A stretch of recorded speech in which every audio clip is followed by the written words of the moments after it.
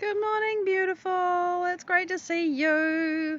It is nice to be outside again under the cherry tree, which is, let me show you, it's just beginning to change. And I mean just. It's one of the later ones, so other trees are in full colour and this one's just starting to turn. But you know, it won't be long before we have all these beautiful coloured leaves. See, it's just beginning. And they'll fall on the lawn, and you know, that's part of autumn, which I enjoy. And there's lots of things in here that need pruning, but look at the leucalia. I'm going to have to cut it back. It's finally finished flowering. But I love these leaves. They are so luscious. And I enjoy the foliage of this plant as much as I enjoy the flowers. So you can see the red vein down the middle. It's just really, it's like something out of the tropics, and it probably is. I don't know where the plant comes from. So these are the roses that I have yet to prune. And, you know, there are green hips, and I'll leave them on because they're bright and colourful when nothing else is going on here. I did a bit of a tidy up on the other side of the fence, actually. I cleaned up because the weeds were coming through, and I'm sure my neighbours don't mind. And there's what's left of the fuchsias. And good morning, beautiful beings. I can see you jumping on. Facebook hasn't told me who you are yet, so welcome. Carpets of violets, which of course aren't flowering. They'll do that in spring, but it's just lovely seeing the ground covered with all this lovely stuff. And here's something. We have a snail and a bed of Mercury Bay. I believe that's what it's called. So it's like little lily pads, but they're all crossed over and they're all on the ground, and there's the snail. So, you know, winter, well, it's not winter yet. Autumn is not a time when there's a lot of flowers, but there's always something to see. Look at the feverfew, and here it's rained really heavily. And this is next season's cineraria coming up. The tree I had to cut down, which was such a good thing to do. I don't cut down anything lightly, but it needed to go. Oh, and look. If I walk in here, the cotinus is turning. So, have a little walk. We have these purple leaves, and they go orange and red. Is that you, Laurie? Good morning. So, yeah, some of the cotinus trees, they have yellow leaves when they turn. You just don't know what you got until it turns. Morning, Sanchia. this is a red one, so I appreciate it. And then, you know, the leaves go sort of bronze and then they fall off, and you can see they fall on the ground, make a brown carpet. So these are the subtler contrasts and happenings of autumn. And even, you know, the orchid, its foliage is looking a bit tatty because it gets old and then it makes more, but that's what happens at this time of the year. Down here you can see a flower bud. That will be a flower. It makes red berries. So yeah, there's not a lot happening. This is the massive sedum plant, which, well, in fact there's two of them, you can see. And I'm going to have to cut those right down because they're getting too big and too tall. And this is one that I just stuck a piece in because I don't actually want to lose them, but there was one there and it died, so, you know. Autumn is definitely a time in the garden. Morning, Amy! When you clean things up and you cut things down and you tidy things up and get ready for winter. And it's fairly organised, despite the fact that I need to spend some time on it. It's fairly organised, and that's kind of nice. Because, well, it's just nice. So, today, why am I turning the camera around again? I guess I wanted you to see the view. Okay. And that does look quite beautiful. So there it is. You can see the sky. So, we had a lot of rain last night. So today I want to talk about a question that one of you asked, and it relates specifically to people who do meditation work where you are creating your future. But more generally, it relates to anybody who is using their awareness and their consciousness to create something. All right? So it's this whole idea of quantum creation where you generate a very clear intention about what you desire in your life, and you start to consciously and willfully create the feelings inside yourself of how it feels when you already have it. Because as I have learned, and a number of you have learned from my inspiration, Dr. Joe Dispenza, That is the formula for creation, and it is a formula, and it's repeatable, and there's a lot of science around it. It's been replicated many times, and it works. So what happens to me too, by the way, oh my God, I was doing this so much yesterday. I had something happen yesterday which just sent me into survival, and I thought, Maddie, it's not loving for you to stay in the state, because being in survival means I'm giving my body messages I don't want it to get. But it was really, really, oh my God, I wanted to feel those shitty emotions. They are so addictive. Just let me feel resentment, please. Just let me wallow in that for a bit. It's like, no! So I know what this is like. Because we gotta, it's one thing to create with your eyes closed in meditation, and that's a wonderful thing. And oh my God, I just did it this morning, and it was so, so good. And I released a lot of stuck emotion that I didn't know I had, and all of that. But then I've got to continue to invest my energy and my intention and my way of being and everything else into that state of being while I'm walking through my life with my eyes open. And that is the challenge. However, the question that I was asked was, look, I'm here in my meditation, I have this clear intention, and I'm bringing up the emotions, and I'm practicing it, and I'm being this person that I want to be in my future. And suddenly, kaboom! Hi Jen, good morning, kaboom! Suddenly, kaboom, there's this scary thought that comes charging into my brain out of nowhere, and I'm feeling fear. It's like, what happened? How does that work? What's going on? And I wrote a brief answer, but I thought this is a really good topic for a question, and that was the suggestion, I think this might be a topic for a live. And I said, yeah, it is. It's a really good question. What's going on there? And the brief answer I wrote was, well, your brain, remember our brains, they match patterns. For example, you see me showing you my garden, and there are green things, and because you've seen other green things that are growing, Sandy, good morning, you know that they are plants. You have lots of memories in your head about what plants do and the different shapes and colours and sizes they can be, and it's not hard for you to recognise plants. But imagine if you had never been to planet Earth and you had lived your entire life on Mars, where there are no plants and no trees. And if you come here and there's all these weird things with this colour that you don't even have receptors in your eyes to recognise, because on Mars there's no green, so why would you have eyes that can see green when there's no green light, right? You might not even perceive them. You might just think, why do I keep bumping into this stuff? What is it? And I'm reminded of the story that was told first, that I found out about it in the movie What the Bleep Do We Know, about when Columbus, and the explorers, they reached the Americas, and the ships were coming to the beach, and there's stuff going on, and the natives literally couldn't perceive the ships because they had no neural nets in their brain to go, oh, that's a ship, it's a big thing, and it's got masts and sails. They'd never seen anything like it, and they literally couldn't see it. And the shaman, who of course had the access to expanded awareness and bigger possibilities, because what you're aware of opens up your possibilities, he just started seeing funny things in the water, and he sort of looked, and eventually he saw the ships. He literally developed something in his brain that could perceive this thing that, he hadn't been able to perceive before. He had an expanded kind of awareness and consciousness, and then he could see something that couldn't be seen before. So he recognised the ships, and then other people recognised them because he could explain it. Now, what's the relevance of that? The thing is, our brains match patterns, and something in what you are desiring to create by pattern recognition, which happens in these temporal lobes of our brain, which is why I keep doing this. It literally happens here, either side of your head, above and in from your ears.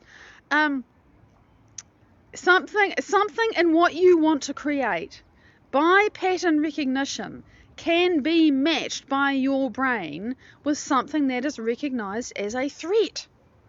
For example, if you, like me, have felt lack your entire life, and I'm very clearly saying it's nobody's fault. This is just how I felt for whatever reason. I don't care. It's just what I felt. And you want to start feeling not lack, or one of the things that an abundant person does is they don't worry about where the next dollar's coming from. My good morning, sweetie. They don't stress about how things are going to happen. They don't think, oh my God, this is all I've got. I can't give any away until I get some more, because if I do give it away, there'll never be any, They don't think like that. The challenge with me deciding to think and feel differently, to actually relax into, there's enough, I can let it go, there's more coming, is that I've got all this history inside my head that says, but there isn't more coming, and you can't make any more. So by pattern recognition, the whole idea of wanting to behave like an abundant person is fearful. Even though it actually feels really cool to give stuff away, it feels really good. And I want to be that person, and I'm becoming that person. I am determined to be that person. But I have to overcome the fear, because my brain says, hang on a minute, if you're relaxing into letting money go, you're never going to get any more. You have to be afraid. You have to be in survival. So this is how it works. It doesn't matter that we have our attention on something we desire. Anything in us that is not that, sooner or later is going to come up and bite us in the ass or kick us in the teeth, so that we can overcome it.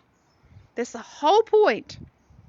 If the shit comes up and you're suddenly, you're in the middle of imagining this and creating this and feeling it, and then suddenly you're scared or angry or whatever, or disbelieving, or your body starts to throw conniptions, that doesn't mean that what you've just been doing is bad. What it means is that you've come up against some level of resistance in yourself that you didn't know about before. And that is, first of all, that's a success. It means you got further than you did. Okay? So don't beat yourself up. Don't think it's a failure. Just realize that this is an opportunity to actually become that person right now. Here it is. And we're back to the choice. And oh my God, yesterday, with my eyes open, of course, going through my day, I was like, oh, this is so intense. I was having to choose about every 3 seconds, because my brain was stuck in this insistence. I won't even call it a loop. It was stuck in this insistence that you have to worry about this. You have to be angry about this. You have to be stressed about this. You have to be vigilant about this. Tra-la-la-la-la. And it was like, no. It was quite a full day. There wasn't time for me to sit down and take even, probably I should have taken 15 minutes. I've got to get this under control. But I was doing it with my eyes open. I was conscious. I was aware. I wasn't just believing and accepting and surrendering into that crappy state of being. Because I know perfectly well that I'm a powerful creator just like you. And if I do that, that's the signal I'm sending to the universe. I have a clear intention. I'm focused on crap. I have an elevated emotion. I feel like I'm having crap happen, and that is what I'm going to create. Don't want to do that. Hi, good morning. Yeah, you see, Laurie, you have abundance in you. So, it's great. And I can live like I do. And it always works out, it's true. And I'm not knocking that. But for me, because of what I desire and dream to be, it has to get way bigger. And that means I have to face a lot of fear in me. It has to.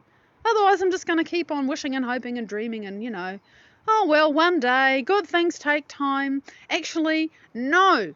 They take work. They take work for me to become the resonant match to them and overcome all of the junk in me that comes up and says, no, you can't have that, it's never going to happen, it's impossible, tra-la-la-la-la. And when I am that resonant match to that thing, it comes in no time. Because I'm creating it, not being myself, I'm creating it being pure thought, awareness, in a space where there isn't any time, and it just arrives. And I know this is true, because I've seen it in small ways in my life, because I'm getting a little bit better at this. But I also know, because I've listened to people tell the stories of massive things that have happened, literally in almost no time at all. The time it took was for them to become the emotional and energetic match to it. And so I'm on that journey because there's just things that I am here to do. And it takes resource to do it. So I've got to make this big transition in myself. And I come up against my fear, with my eyes closed and with my eyes open. And I know that moment to moment to moment, when it's really in my face and really, really intense, and I choose not to just give in, that is me exercising my will, being greatness, and becoming who I desire to be. It doesn't feel good, But I look back on it and I feel really proud of myself. So the journey to overcome that in me, which says, no, you can't be bigger, you can't create more, you've tried so hard and it's never worked and that's how it's always going to be, and to say, well, actually, that is my past. I'm just not going to keep on making love to my past. I'm going to fall in love with my future, and I'm starting to understand this. Let me see how much time I've got to talk about it. Good. And have I covered what I said? Yeah, I have covered what I wrote about. Sometimes I get off on such a big tangent that I forget what I wrote about, and then I get to the end and I look back at it later when I'm putting it on YouTube and think, oh, well, you missed that part. But no, I think I've done that. So, what was I going to say? Damn it! The process for me, I'm just recalling now, being hit in the face with all this stuff yesterday. And choosing, who am I going to be? That's what I've remembered. What I understand. And it's because I've been reading another book by a lady called Candace Pert, who really was the reason why we have this science called psychoneuroimmunology, which is a big fancy word for the science that explains truly the body-mind connection. And there's a lot of psychoneuroimmunology and what I've learned from Dr. Joe Dispenza, because those two people were friends. Candace isn't with us anymore. Joe still is, of course.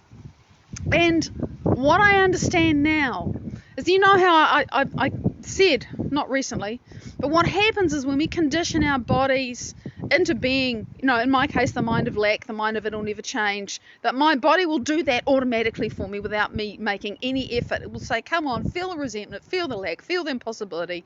You've been doing it for so long, you're really good at it. And of course, that makes a certain kind of chemistry and a certain kind of feeling. And when you've been doing that for as long as I've been doing it, or doing what you've been doing for as long as you've been doing it, your cells, the receptors on your cells, actually modify their shape to more easily be activated by that chemistry of how you so habitually and normally have felt. That's just what happens. The receptors on your cells change.